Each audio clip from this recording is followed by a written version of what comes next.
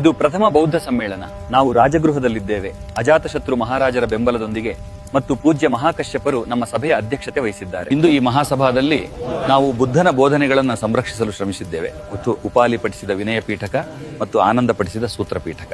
ಈ ಎರಡನೇ ಪರಿಷತ್ತನ್ನ ರಾಜ ಕಾಲಾಶೋಕ ಬೆಂಬಲಿಸಿದ್ರು ಮತ್ತು ಸನ್ಯಾಸಿಗಳ ಶಿಸ್ತಿನಲ್ಲಿನ ವಿವಾದಗಳನ್ನ ಪರಿಹರಿಸಲು ಪೂಜ್ಯ ಸಭಕಾಮಿಯವರು ಮುನ್ನಡೆಸಿದರು. ಈ ಪರಿಷತ್ತಿನ ಕೊನೆಯಲ್ಲಿ ಶಿಸ್ತಿನಲ್ಲಿನ ಭಿನ್ನಾಭಿಪ್ರಾಯಗಳು ಸಂಘವನ್ನ ಸ್ಥವಿರರು ಮತ್ತು ಮಹಾಸಂಘಿಕರು ಎಂಬ ಎರಡು ಗುಂಪುಗಳಾಗಿ ವಿಭಜಿಸಲು ಕಾರಣವಾಯಿತು. ಈ ಮೂರನೇ ಪರಿಷತ್ತಿನಲ್ಲಿ ಮೊಗ್ಗಲಿಪುತ್ರ ತಿಸ್ಸರವರ ನೇತೃತ್ವದಲ್ಲಿ ತ್ರಿಪಿಟಕಗಳನ್ನು ಶುದ್ಧೀಕರಿಸಿ ಸದ್ಧಮ್ಮವನ್ನು ಸಂರಕ್ಷಿಸಲಾಗುತ್ತಿದೆ.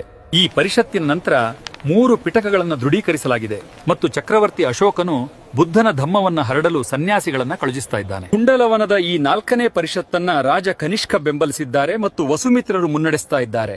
ಬೋಧನೆಗಳನ್ನು ಸಂರಕ್ಷಿಸಲು ಅಶ್ವಘೋಷರು ಚರ್ಚೆಗಳಿಗೆ ಮಾರ್ಗದರ್ಶನ ನೀಡ್ತಾ ಇದ್ದಾರೆ. ಈ ಪರಿಷತ್ತಿನ ನಂತರ ಸಂಘವು ಹೀನಯಾನ ಮತ್ತು ಮಹಾಯಾನ ಸಂಪ್ರದಾಯಗಳಾಗಿ ವಿಭಜನೆಯಾಗುತ್ತದೆ. ಪ್ರತಿಯೊಬ್ಬರು ತಮ್ಮದೇ ಆದ ರೀತಿಯಲ್ಲಿ ಬುದ್ಧನ ಬೋಧನೆಗಳನ್ನು ಅನುಸರಿಸುತ್ತಾರೆ.